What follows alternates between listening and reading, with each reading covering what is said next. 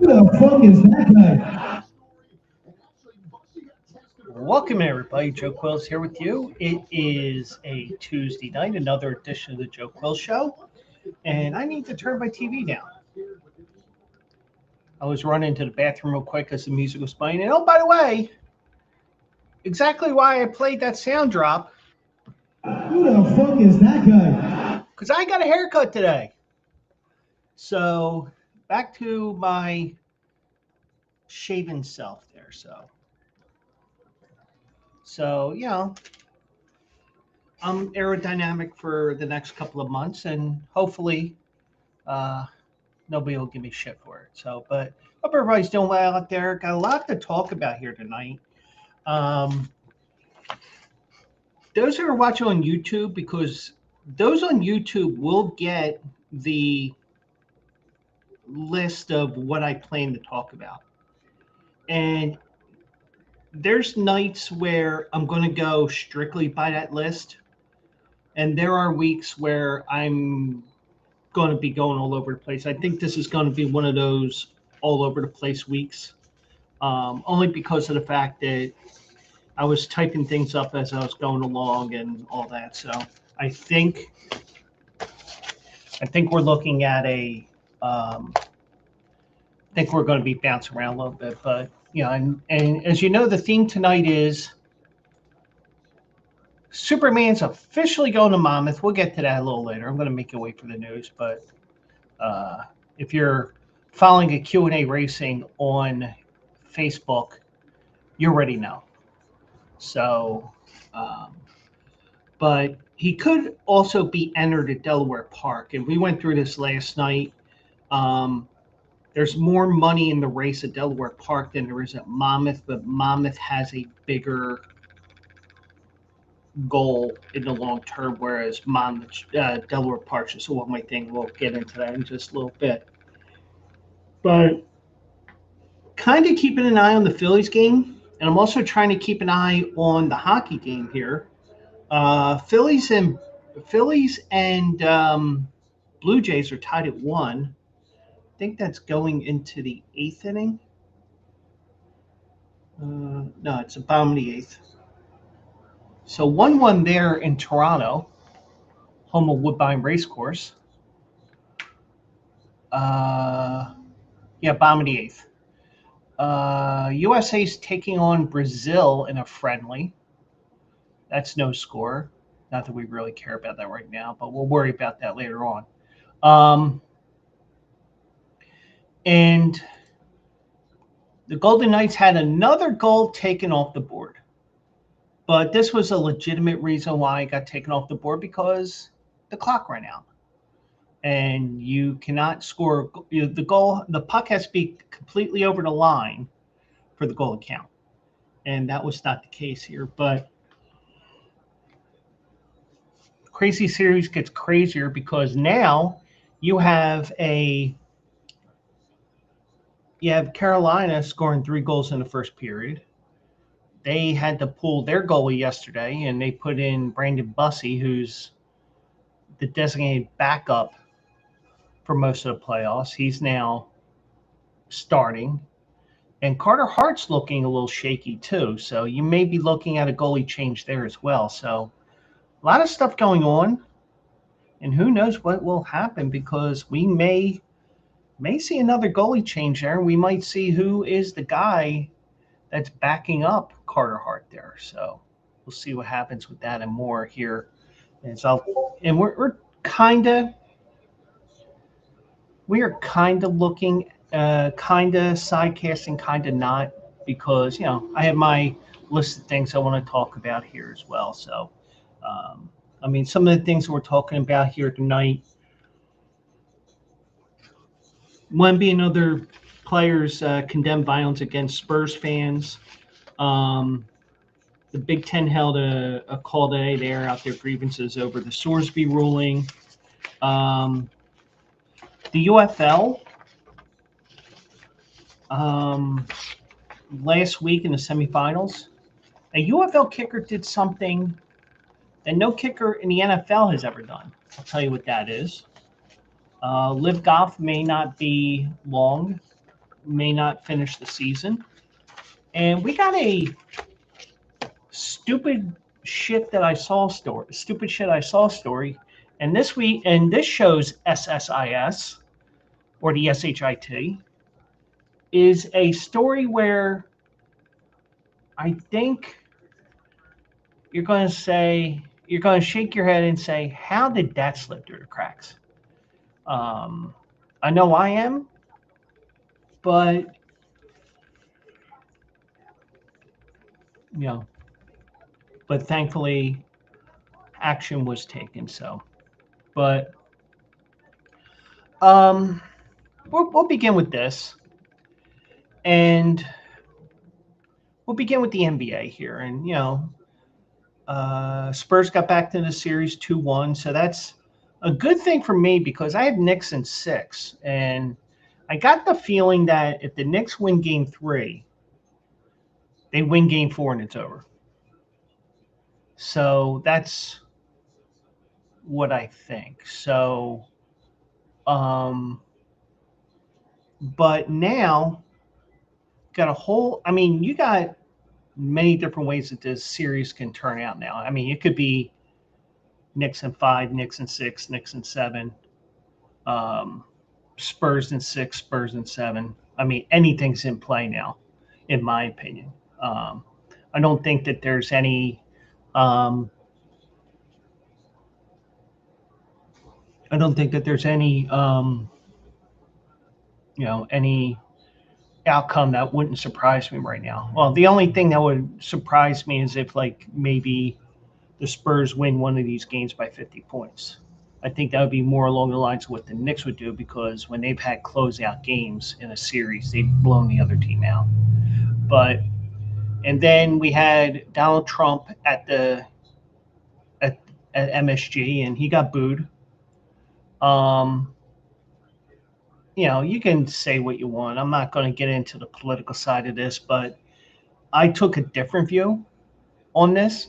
I wonder what the singer's reaction was because I don't know if you can see the video boards from where they were singing the anthem, but if he was able to, then okay, just get through this. And I'm sure he's a professional and he hears it. It's like, all right, it's not me, But um,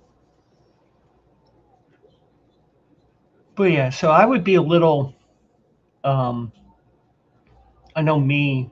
I'd be a little shaken that they're thinking, me because anxiety, everything else I have on top of just probably performance anxiety as well. That I'd be like, they're booing me already, and then you look up at the thing. Oh, yeah. So, and I imagine that's what it was. It was just like head down, get through the song. They're booing. Oh, okay, let's continue.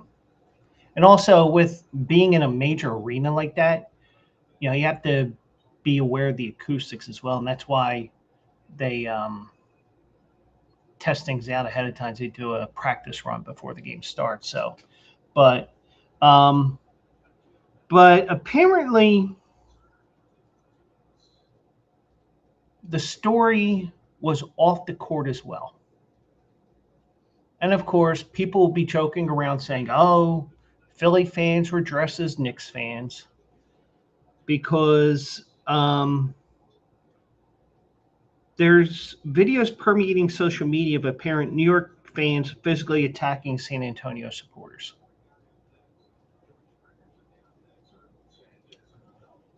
Okay, I'm going to say this. Well, first of all, Victor Wembanyama and other players on both sides of the game, both the Spurs and the Knicks, condemn the actions. I'm going to say this. I think right now with the way Spurs, the way the Knicks fans are right now, riled up, they haven't won a championship in over 50 years and all that. I think probably the worst thing to do is to be a Spurs fan and to be in New York wearing Spurs gear. And even if you live in New York and you're a Spurs fan from the David Robinson, Manu Ginobili, Tim Duncan, that period where they won 5 titles in like a 20-year period, I would definitely not be wearing gear around New York. But fans did. Now, every fan base is different. I don't know what the fan reaction was in San Antonio. But I will say this, there were a lot of New York fans, and New York fans have traveled well to each playoff game because, it's their team. They want to be there when their team wins their first championship in over 50 years if it happens. Even games 1 and 2, even though you can't win a series in games 1 and 2. But some fans are more laid back, some are tougher. Some will rip your head off just for looking at them, not even just because you're wearing a Spurs jersey. But whatever it is,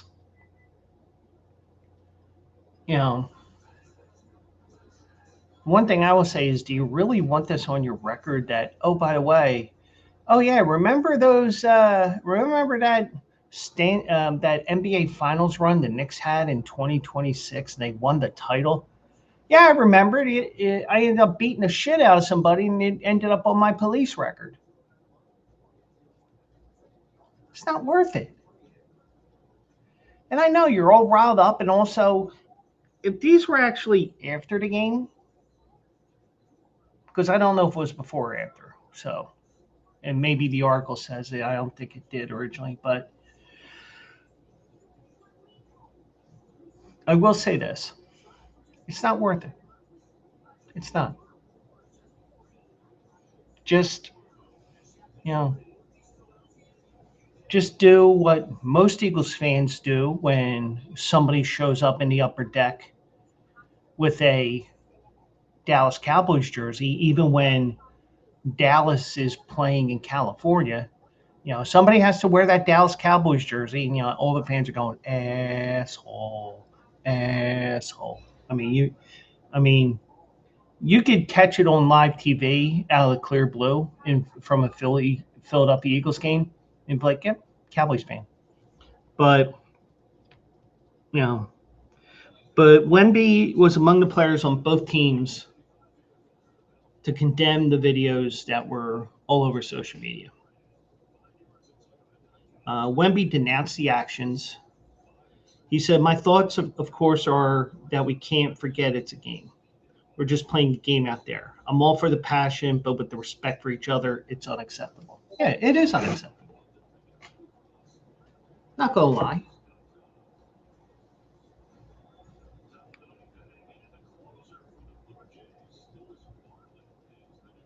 Especially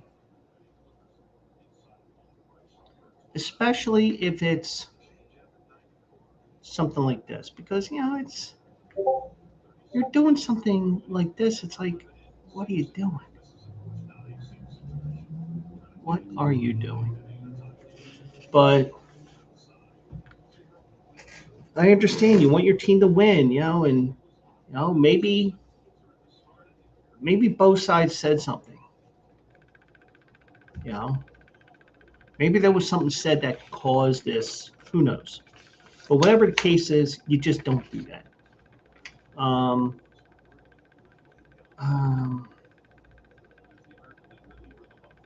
Now, okay, so it does appear to be after the game.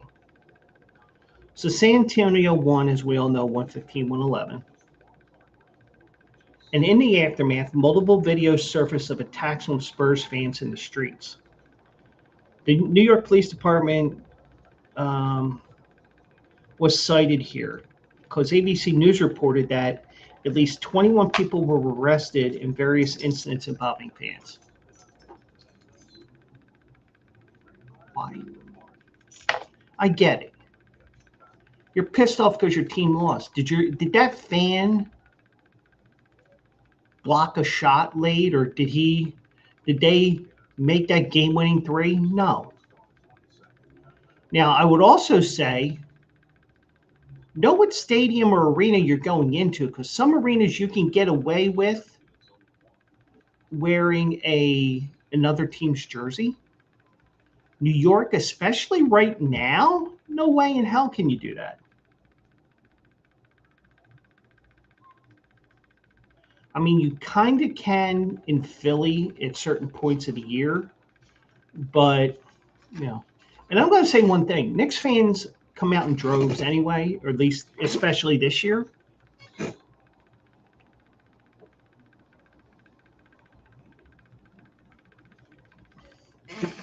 But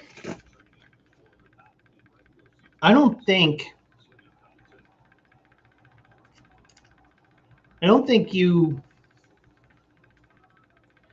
you know, oh, I mean, all right, maybe, yeah, go fuck yourself, things got escalated between fans. But if it's just a random thing, yeah, then that's totally worthless. Even if the Spurs fan said something, haha, we won, we got one, we're still in this, that's where you start saying, maybe not, I don't know. But I mean, sometimes I say, yeah, it should be, but just be careful with everything you do. That's what I would say. But it just doesn't make any sense. That's all I will say. But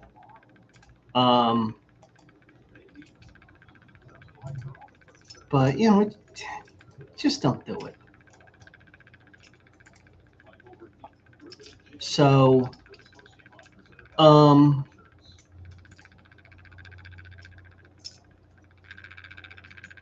but I will also say, if you're going to go to another city, and I've done it numerous times, I've done it both as a fan who, I've done it as a fan that goes to see my Philly sports team play, well, mostly the Phillies. And I've also done it, like I've gone to baseball games where my team wasn't playing. I've also gone, Phillies take a 2-1 lead in the ninth. Also, I would just say, just know your fan base.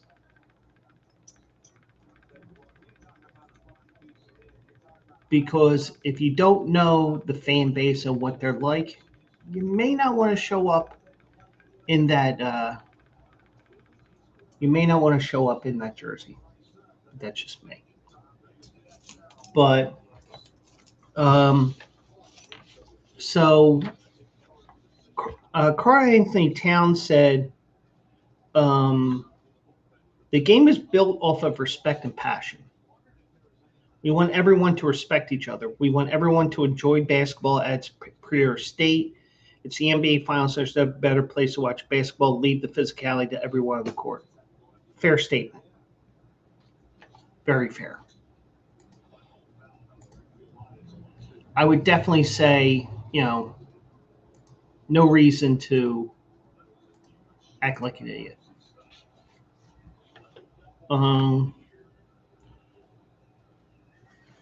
Now, Julian Champagny and Vegas just scored its 3-2. Totally missed that, but it looks like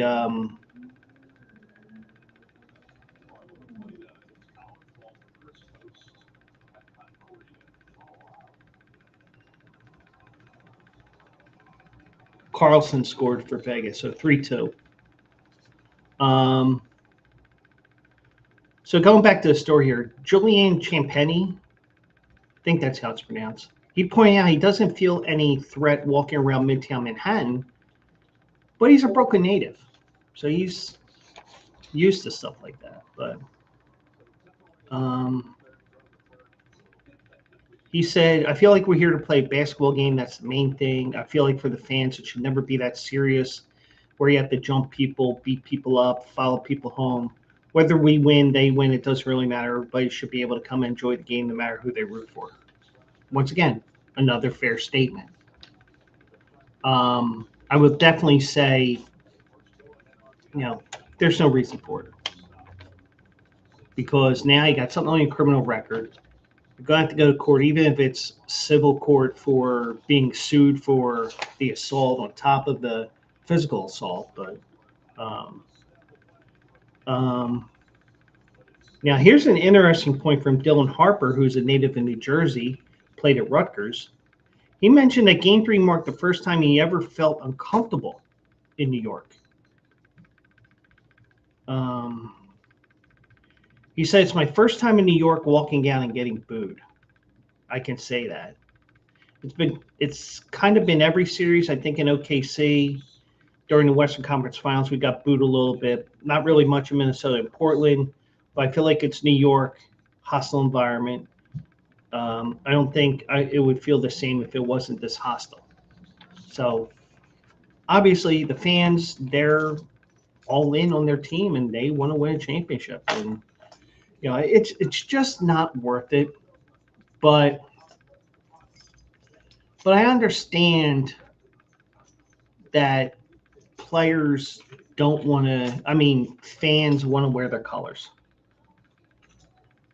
I will say this, be smart with it. And you can probably get away with it more in San Antonio wearing Knicks gear as opposed to wearing wearing Spurs gear in New York. Just don't do it. That's what I would say. So, but yeah, it is unfortunate that, and even so, and I've said this many times as well, we're in a society, if you think about it, we are in a society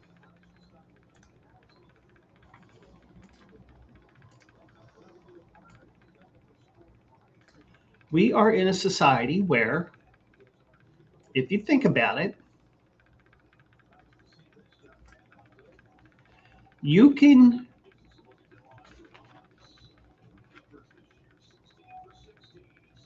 attack somebody like what happened apparently after the game last night, and people aren't there to stop the fight. People are there to record it. And it ends up on YouTube. It ends up on TikTok. It ends up here. It ends up there. But that's the thing. Almost everybody now has a camera to record shit. Also, I said this many a time. I could walk up the street and I guarantee you at least half of those homes have some sort of a camera pointed toward the street where they see at least a portion of me walking up and down the street, whether it's walking down towards my apartment building or out toward the main street there. It's out there. So that's why I would say to you guys, there's no reason to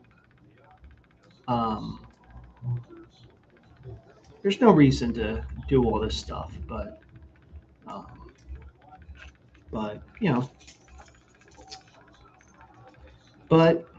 Philly fans are the worst. We threw snowballs at Snowman. Throw snowballs at Santa Claus. Because, well, here's the reason why I got so screwed up there. Because we'll say it right now, and it is official that he is entered, and that is that Schoolyard Superman will be running on Saturday at Monmouth Park in the Pegasus Stakes. Now, the morning line odds are not out yet, but the entries are out. And we have a small field in that races, which was what I was expecting. We have a field of 6 horses in this race, and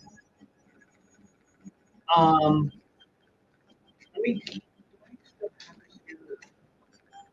Um, I might have lost it, but in terms of Schoolyard Superman, there really isn't much here that scares me right now. But I have to find the program that I had, which was basically all the horses that were nominated for this race. So he's 99.99% sure to run here. And the reason why that is because this race at Monmouth Park, because that's where we're looking at here, Monmouth Park has in the stipulations here for this race, the Naira Bex Pegasus, that if you win this race, you are in the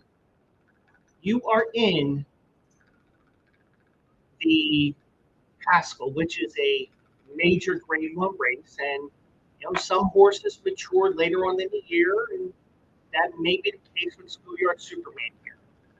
There really isn't that much in this race from what I see, and then on top of that, you get probably the best stakes rider in the country, Flavien Prat, to ride as well. So Chad Brown and the owners, Commonwealth being part of the ownership conglomerate, they're not messing around here. They want to get to the Haskell, and they even call Flavien Prat in to ride. So, and I'm killing the music because it's starting to annoy me. So, so he will be running in Saturday. It'll be race number 5. It's a $125,000 race, so it's about a third of the purse that is offered at Delaware Park.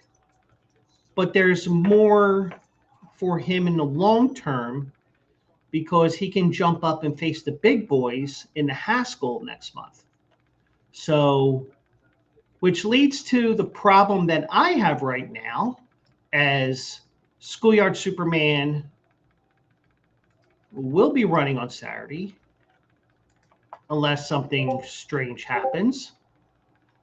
But Schoolyard Superman will be running on Saturday unless he ends up at Delaware Park for some unknown reason.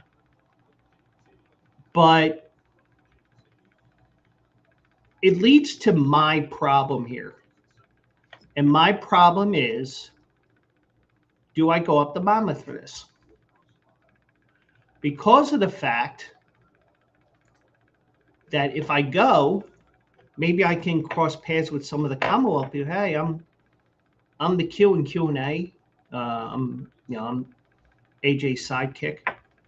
Well, why is Q in front of A if you're the sidekick? Well, it just looks better and all that. So I didn't come up with the name. So, and that's why I'm wearing the Commonwealth hat, because I'm sporting Schoolyard Superman, and also I have my horse, the Shippy 24 horse, which is running soon.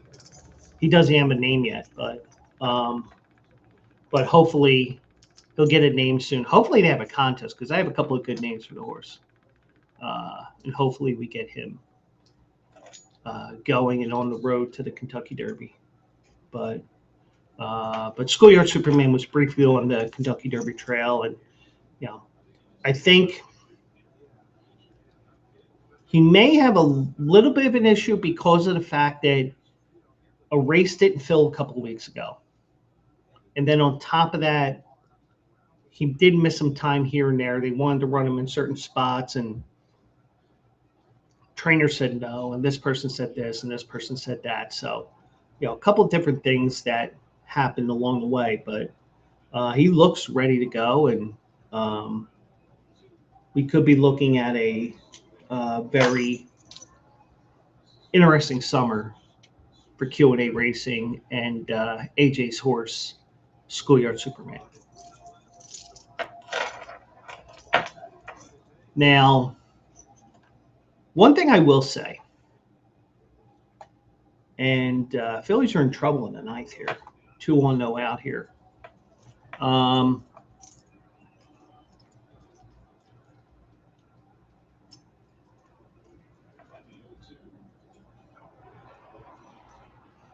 And a wild pitch, game is tied.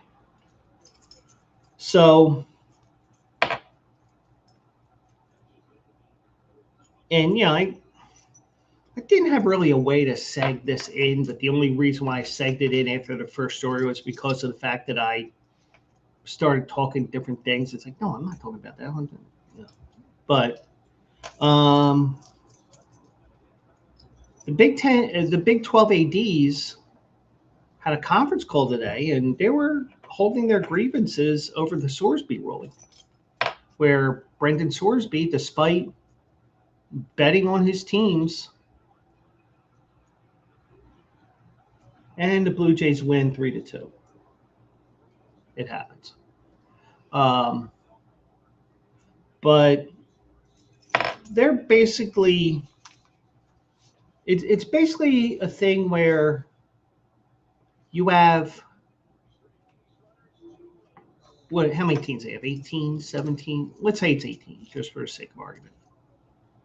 You got 18 people on this call, and 17 of them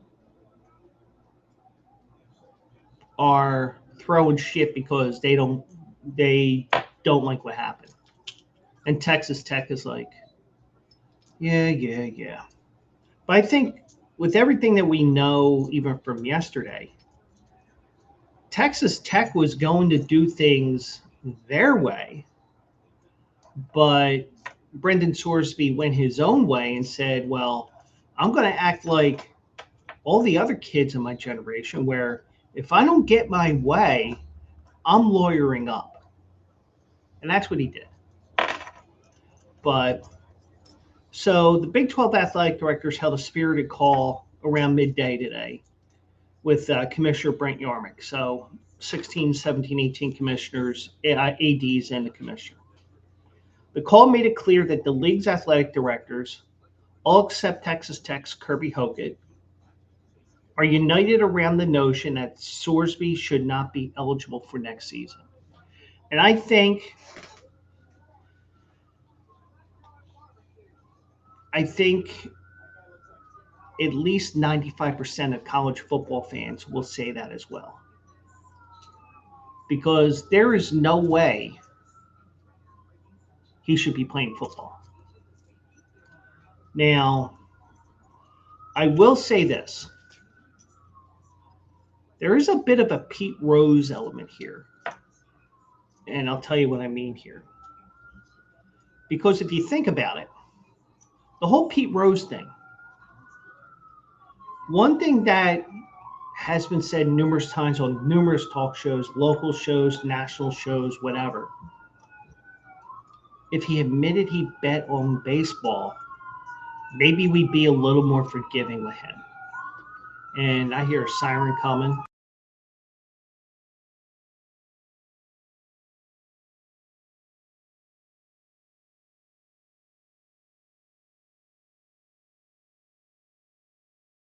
It's actually from a block away. So,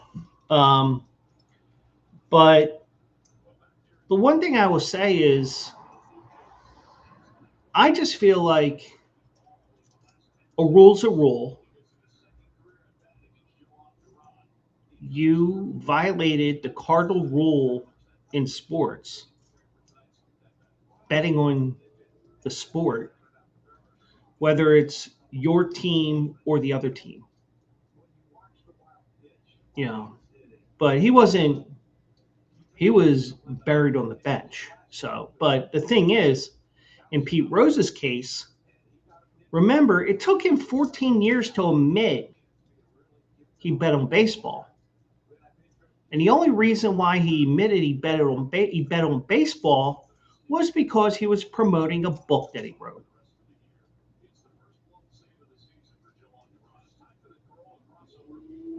Now, I do not know. I don't know if this is him actually saying, I have a problem, or his lawyers saying, go to gambling rehab, go to mental health rehab, whatever you want to call it. I wouldn't be surprised if he was told to do it and not him doing it on his own. I wouldn't be surprised if it was the school that said it, because the school was trying to get him reinstated without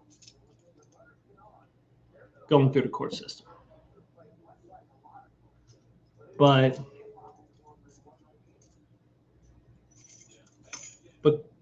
but it's really stinks badly when they have all this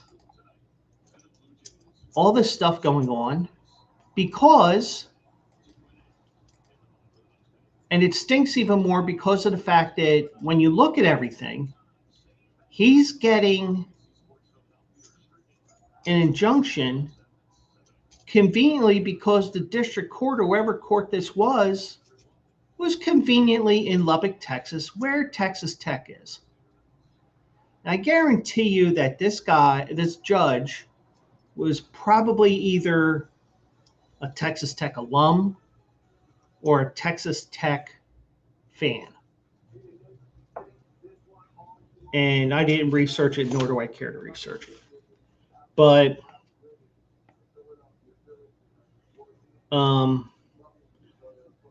so the athletic directors in the league said that they were disgusted, disheartened, and sad over the judge's decision. Yeah, I would be too. I mean, it may be a bit of a extreme, but I would go to the point in saying, well, I would go beyond what Georgia said, where they said, we're not going to schedule anything with Texas Tech anymore.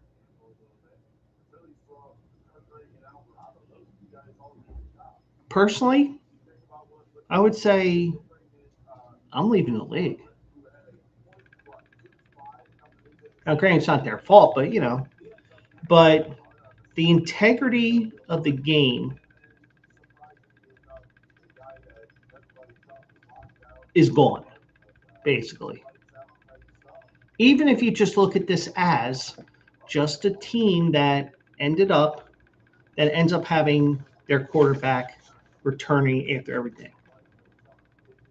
And he's in a state that does not have sports betting, but he's Venmoing money or Cash Apping or whatever he's using so that they can bet for him. So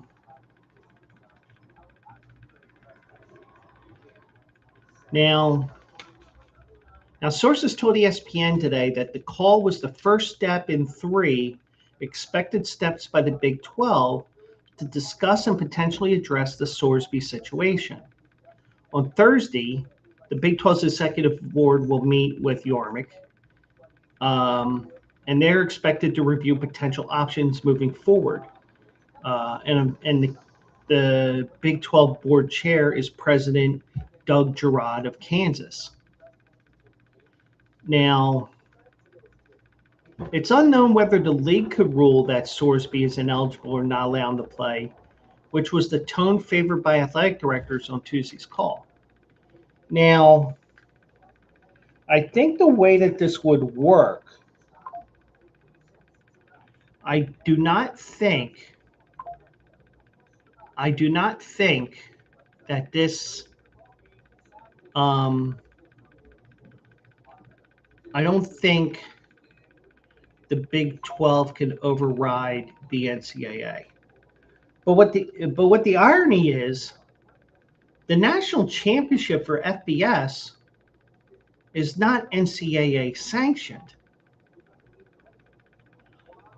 One way you can tell that an NCAA championship is sanctioned by the NCAA is because when you look at everything, you will see at FCS Division II, Division III, you will see the NCAA logos. You don't see those logos with the FBS playoffs. So once they get to the end of the season, there's really not much they can do. But I think with everything here, the NCAA, they have their rules, and the rules are pretty clear. No betting on football or any of the sports that your school offers or the school that you play in, or however the verbiage is. So he violated numerous times. Now,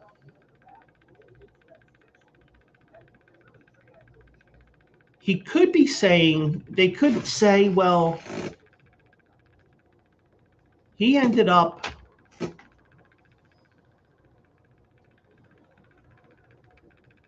seeking help. Okay. But is it because the lawyers told him to?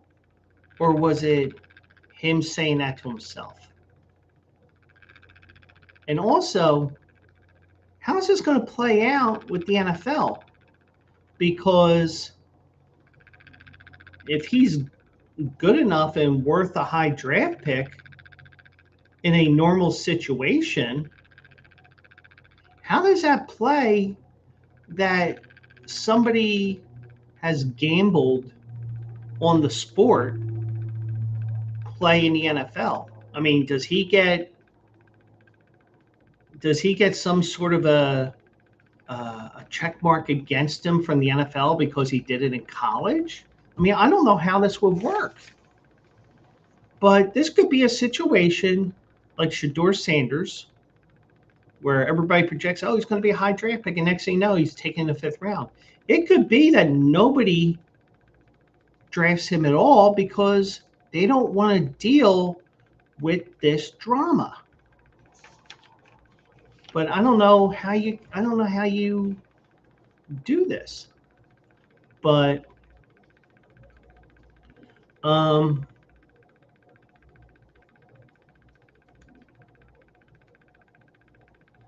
I don't think, I mean, even though it says it's unknown whether the league could rule Sorsby ineligible or not, I don't think they can, because I think the NCAA governs each conference and all the schools.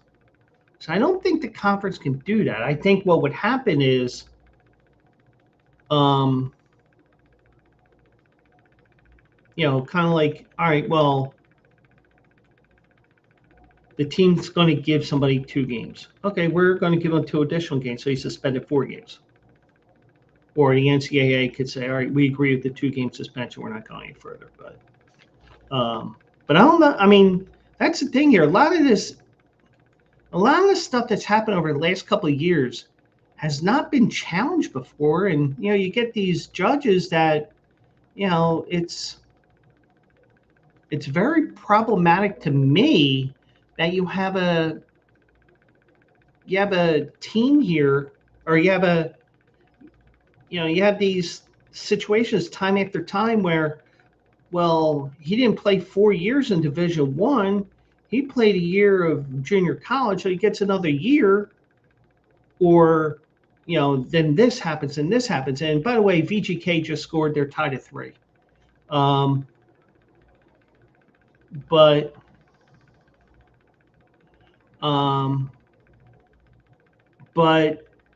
the Big 12 option does include some type of interpretation of Big 12 bylaw 3.6, and I'll read that to you.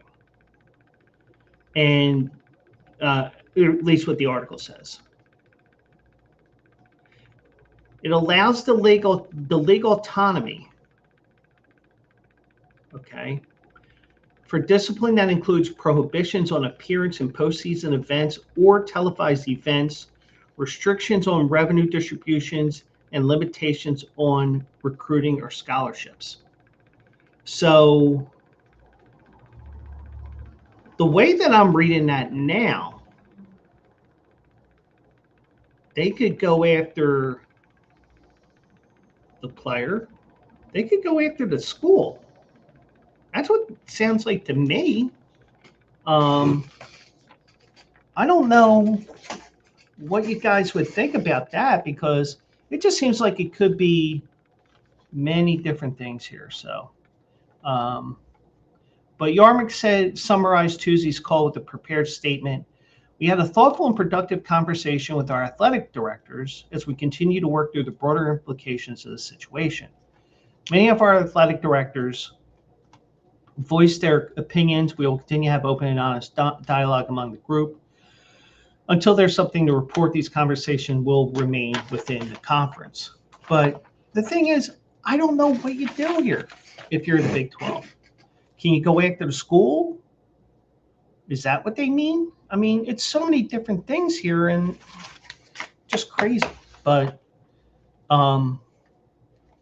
so, you know, it's very, very, very weird. And, you know, we're getting into grayer and grayer areas. We're getting into 50 Shades of Gray territory, just, you know, no whips, no handcuffs, anything like that. But what I mean is the 50 Shades of Gray that are at Home Depot.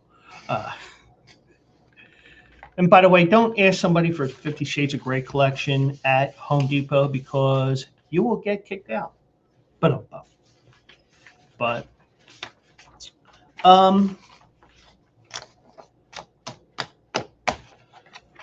I do want to mention this here, and I just want to see what I posted on here earlier tonight as well. Only because I don't remember. Let me see here. So far, details on Schoolyardsuperman. I gave you that. I'll give it to you at the end again. Big 12. Well, pretty much going according to the script here. Okay. I just flipped Wemby in the NBA with Schoolyardsuperman, but we're going to touch on Schoolyardsuperman again towards the end of the show. So don't worry about that. If you missed it, we will get you back to it. So,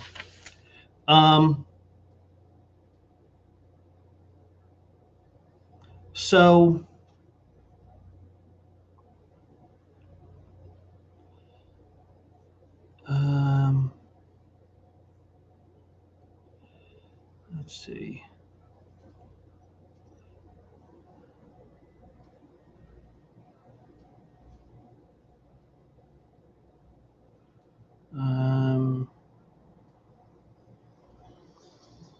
I got, but anyways.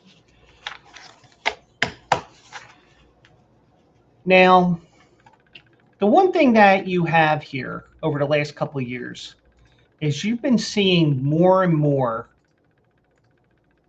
50, 60, well, 50-yard field goals are the new 40s and 60 are the new 50s. Well, in the UFL this past weekend, I did not see it right away, but in the United Football League, in the semifinal round or whatever they called it, let's just say it was a playoff game.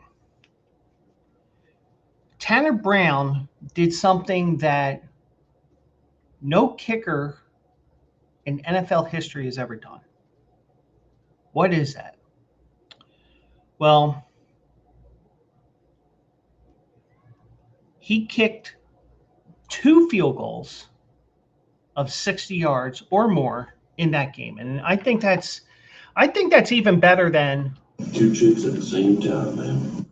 But now, part of the reason why you're going to see crazy 60-yard attempts or more in the UFL is because of Mike Rapoli, the owner of Renegade and Other Horses. He bought into the league, and one of his suggestions was to make a field goal 4 points from 60 or more. And he has like certain, at certain times you can't even punt, things like that. But you do have a 60-yard field goal, or 60-yard field goals are worth 4 points. So wait, how many? Wait a second. How many points was that? Okay. So there's added incentive, especially if you got a kicker that can kick from that far. And on top of that, especially late in the game like that, because you're down 3 and you can't move that ball any further, whether the defense stopped you or either the defense stopped you, or let's say, you're running out of time. There's, you got no other option but to kick the field goal. You can conceivably win the game with a 4-point field goal and win by 1. Whereas in the NFL, you just kick a desperation 60-yarder and it's a tie game. But I don't want to see that in the NFL. I don't want to see 60-yard field goals being 4 points. But that's just me. But so Tanner Brown, the kicker for the Louisville Kings, he came up big for his team with those record-setting kicks. Now, he scored 11 points in the win, 2 4-point field goals, and a couple extra points, I believe, or maybe a 3-yard field goal. Now Louisville take on the DC Defenders, where kicker Matt McCrane kicked the 61-yard field goal over Orlando, and that was the game that ended up in Daytona because Orlando was being used for the World Cup, so they couldn't use, that stadium was unavailable. Now, Tanner Brown has been nearly perfect in his first year in the UFL, and that's probably going to get him signed by an NFL team once the season is over. I'll tell you why he can do that. He's hit on 90% of his field goal attempts this season, 27-30. That includes going 3 for 3 beyond 60 yards. To put that in perspective, the only kicker in history to hit at least 3 field goals of 60 yards or more in the same season is Brandon Aubrey of the Cowboys. And he needed 17 games to do that. Brown did it in 11 games, which is 10 regular season games and the playoff game. So, now he can be signed as a free agent as soon as the UFL championship game is over. So as soon as that game's over, you can get to his agent and say, "Hey, we want to try him out. We want to sign him to the training camp roster." So don't be surprised if, like, Sunday morning you hear, "Oh, Tanner Brown got signed by the Giants, by the Rams, by the Eagles." Don't be surprised. But we'll see what happens with that. But now, after 2 seasons at Oklahoma State, he went undrafted. He signed with the Rams. Well, he was undrafted in 23, signed with the Rams. In training camp, he went 2 for 4 in field goal attempts and was cut in late August. He also had to stay on the Falcons practice squad, but never saw any action. So he's had a cup of coffee with these teams already, but he may be a kicker that ends up in a training camp somewhere And some the teams that they mention here on this article, they said the Giants, the Jets, the Rams, the Dolphins, the Commanders, and the Saints. And that's this article from CBS Sports.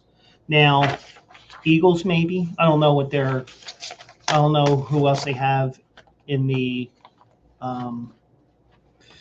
who else they have on the roster right now. But we'll see what happens with that. So now, I will say this right now, and I will tell you guys the news. And I'm not going to play the song again because, I don't feel like playing with the volume anymore with that. So, but the big news is, and it is official, Schoolyardsuperman drew into the Pegasus like he really wasn't. Come on, Joe. But he will be running Saturday in the 5th race at Monmouth Park. It's the $125,000 Pegasus Stakes. He will be racing from the 4-hole in that race, and from what I remember, and I can't find the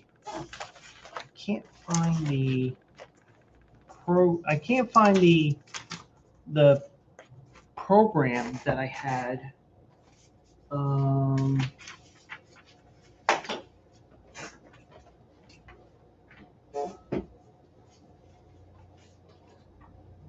Okay. Consider it lost. But looking over what I had seen before, the two main threats of those 10 horses that were entered, that were nominated for this race, they ran at Saratoga last week. So this has a potential of being a rout. And I'm going to leave it at potential because of the fact that races are just like any other sport. They're not run on paper. They're run on a field, on the ice for hockey, on a basketball court for basketball, in horse racing on the track.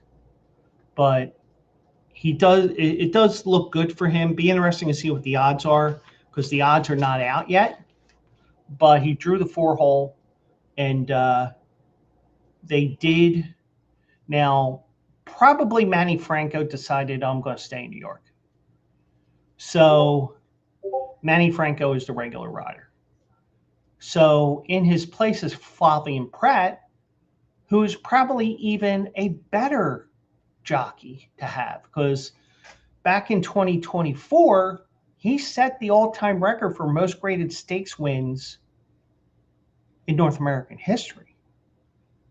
So keep that in mind when we look over that race on Saturday on Also Eligible.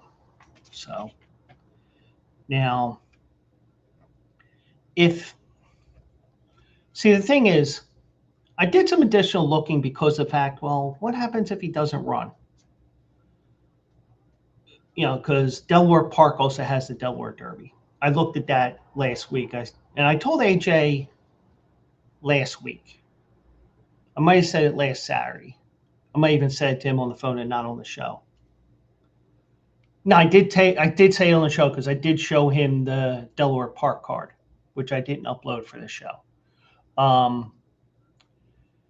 I said, I understand why they're going to Monmouth and not Delaware. Delaware has more money involved.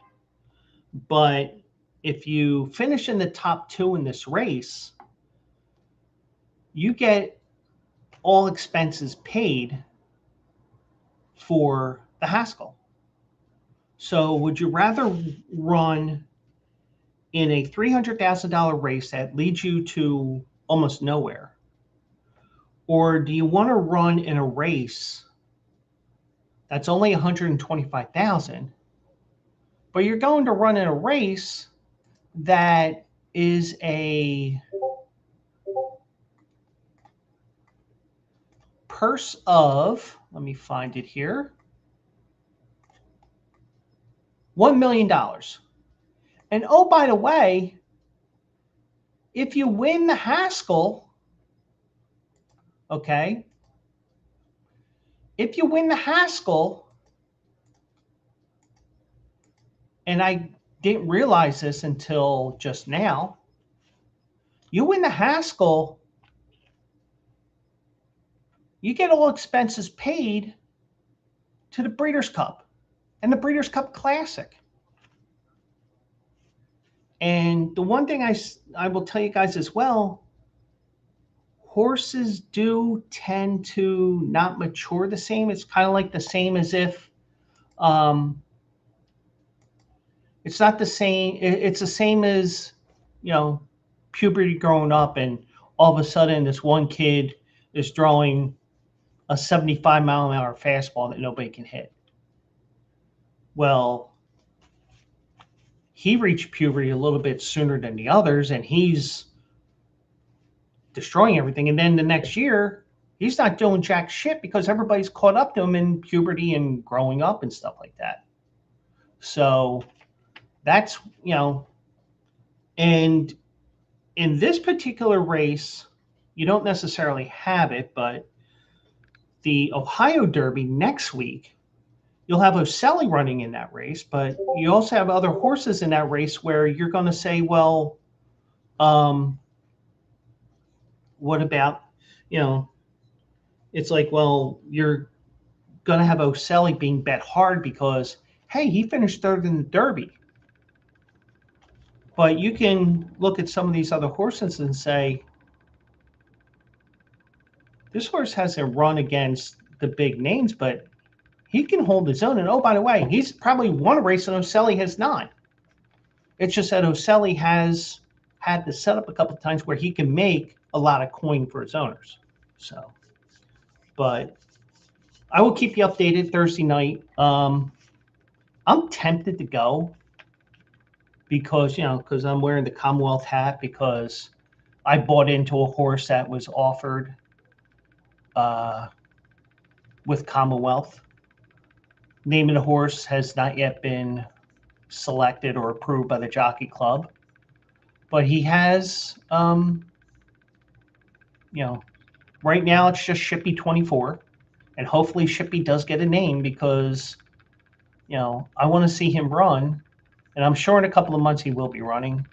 He'll run probably Gulfstream Park for a race or two, and then maybe to Keeneland or wherever. You know, we'll see what happens, but I'm confident in that because Gustavo Delgado has won a Derby with Mage a couple years ago, so I'm like, maybe he can do it again, but that's next year. But now one thing that may not be around or totally different structure than this year is Live Golf, and there's no guarantee that the final four events of this year will be played. There's no guarantee of that. Amidst reports of the growing concerns within Live Golf that funding from Saudi Arabia's public investment fund may not last through the season, CEO Scott O'Neill stopped short of saying the circuit's final four tournaments will be played. Now, you can read into his statement as much as you want. And me personally, you know, it wouldn't bother me either way, truthfully. But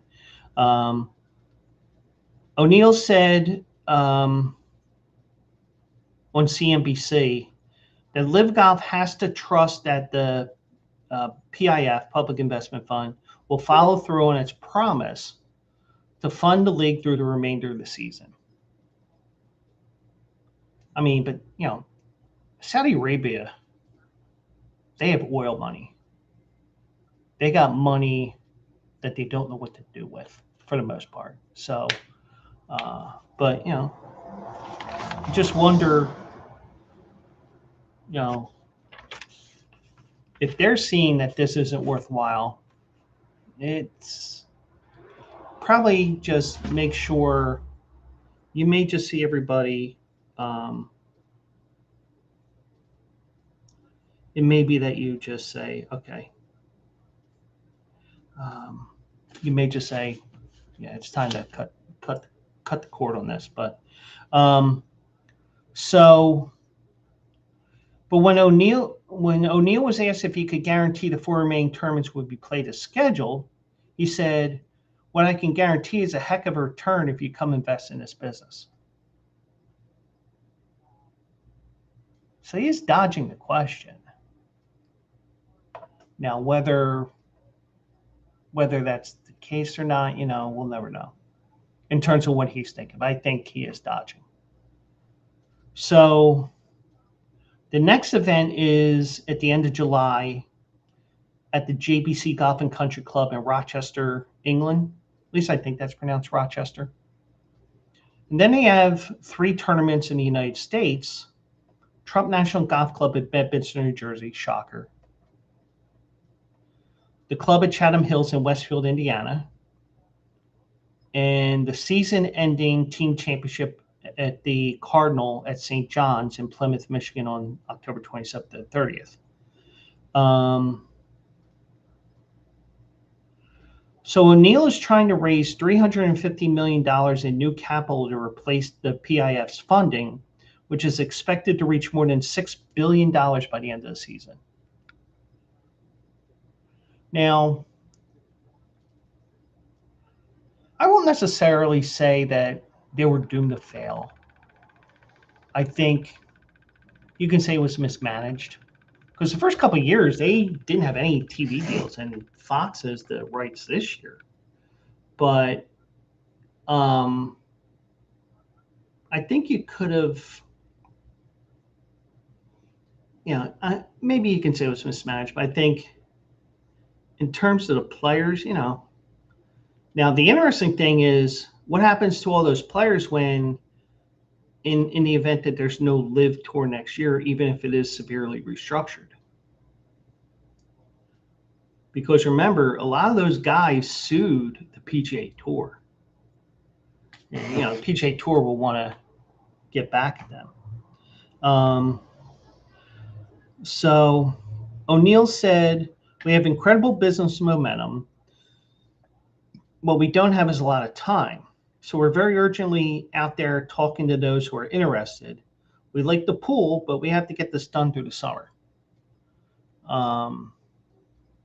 And personally, I'll say this, and you can say what you want.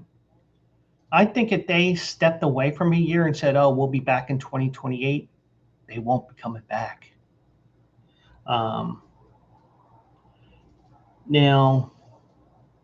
the second iteration of Live Golf would be dramatically different, with a very disciplined approach to cut expenses dramatically, like paying players $200 million just to join the league. Yeah,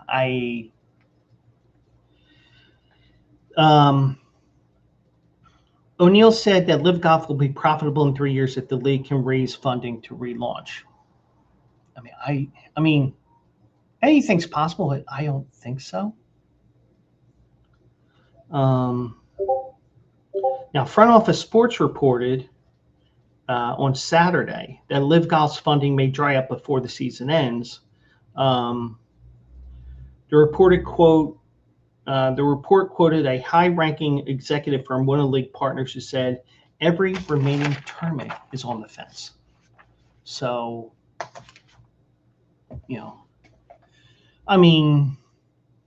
even with the Saudi Arabian money and all that, I think competition is good for certain things. I don't think it's that good when it comes to sports for the most part. I think if you can work with the PGA Tour, it would help them, but I don't think I think the Live Tour's on its final legs, and the players will be coming back. And also, you're not going to get guaranteed money either. So since you're also not getting that guaranteed money, I think a lot of players will disappear, and it turns more into a feeder league than it is anything else. But it'd be interesting to see what is going to happen here, but I don't know. So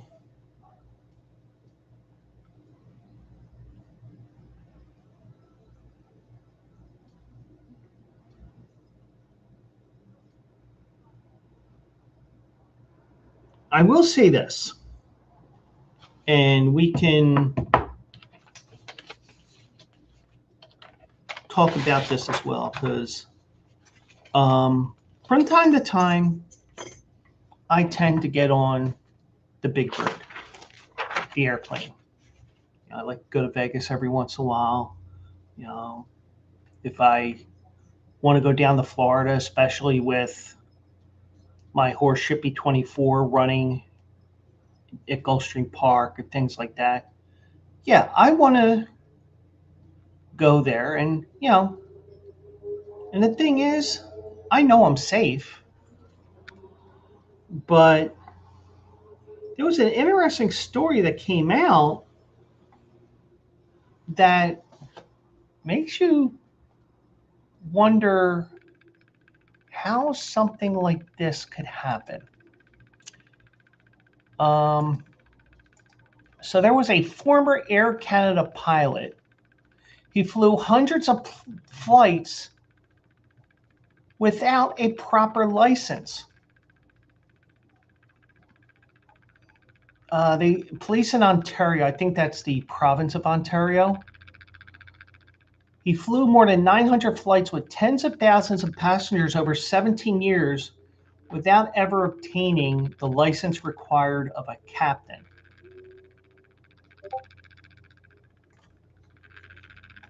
So, and I think this is Ontario's in the province because it's Air Canada. So let me zoom this for you. A complex fraud and forgery investigation uncovered that a commercial airline pilot that spent the entirety of his career from 1998 to 2025 flying planes for Air Canada had forged a license required of him when he was promoted to captain in 2009. The investigation, which was dubbed Project Icarus, suggested a deliberate effort to circumvent systems designed to safeguard the public. When that occurs, accountability is essential, Peel Police Services Board Chair Nando Iannaccia said. So,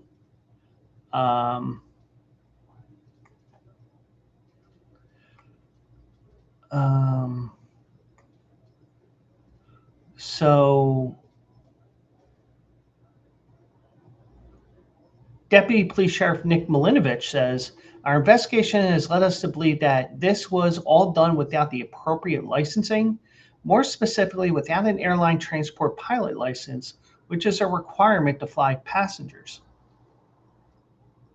Instead, we believe the accused misrepresented his qualifications of both his employer and the regulator.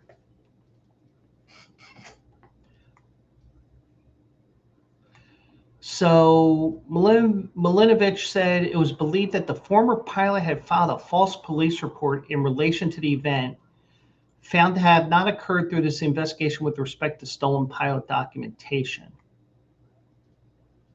Now, this investigation was launched in January after Air Canada notified Transport Canada about a regulatory investigation it had conducted into the captain, something the airline said it did voluntarily. The catalyst of the investigation took place in March of 2025 at Pearson International Airport, which is in Toronto, during a routine evaluation of the former pilot's credentials and performance. Anomalies were detected in the license he presented during his evaluation, which led to the regulatory investigation by the airline and then the criminal investigation. So the investigation found the pilot did not have an airline transport pilot license for the entire time he served as captain for Air Canada. This high-level license is a requirement to operate the type of aircraft the accused flew at the rank of captain. He was arrested on June 1st. His first court appearance is June 29th. 7 counts that he's charged with, including fraud, uttering forged documents, and public mischief. Safety was not compromised in the incident, noting that all of its pilots must go mandatory recurrent training every 6 months to validate their flying competency, including a flight check with a certified Transport Canada check pilot every 12 months. The pilot retired early in 2025.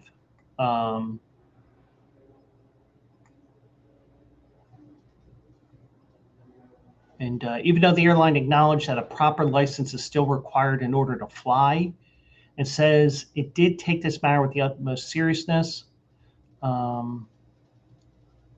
So he was a fully trained pilot. He held a commercial pilot license that was valid, and he successfully met or exceeded the required recurrent training, demonstrated a high level of competency to safely operate large aircraft, according to Air Canada.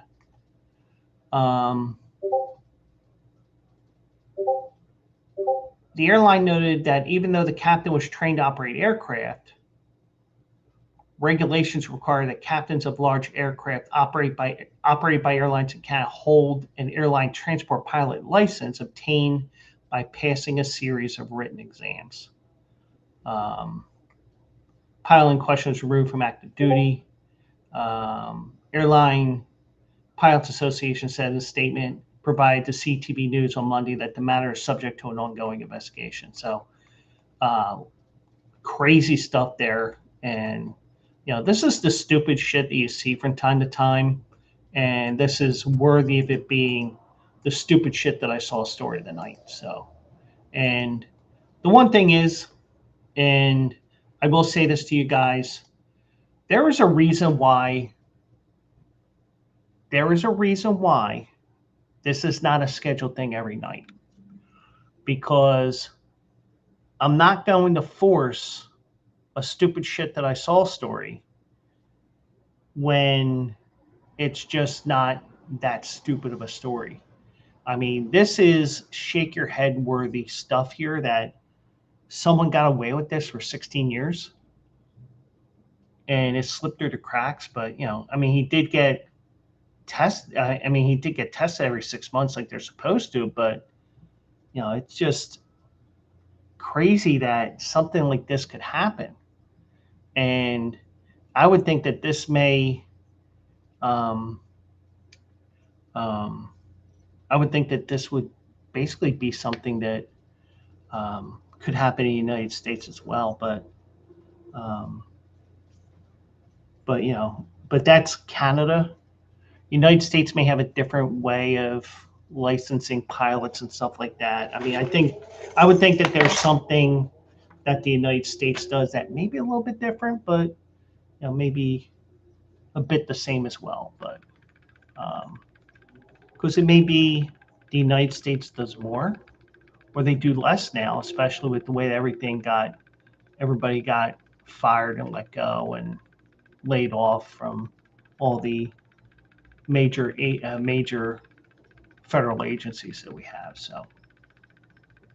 So once again, just a reminder, Close Picks winners will be up tomorrow. It'll be up earlier because the race tomorrow is a race from Churchill Downs. I'm going to rate that tonight, which also reminds me, why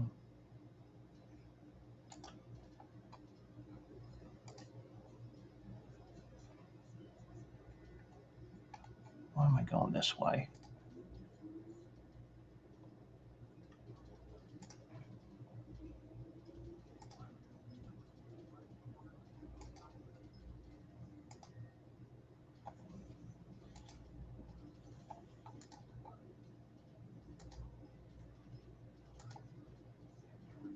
Okay, so we had no races tonight. So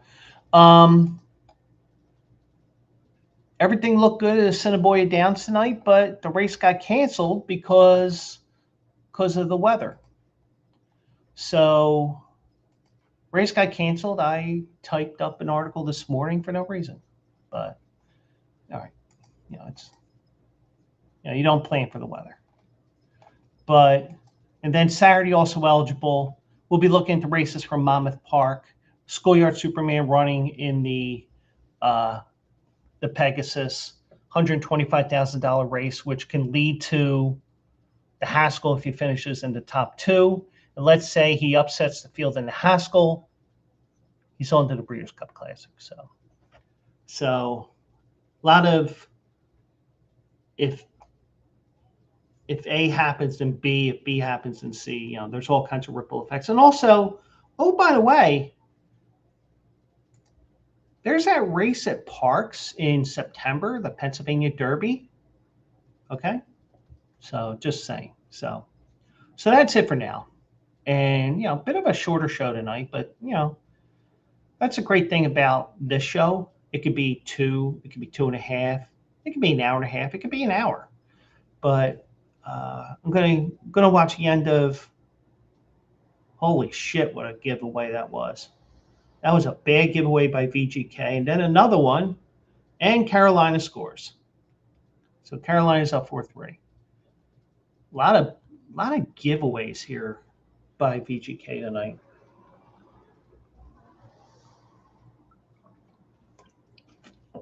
So that's it for now.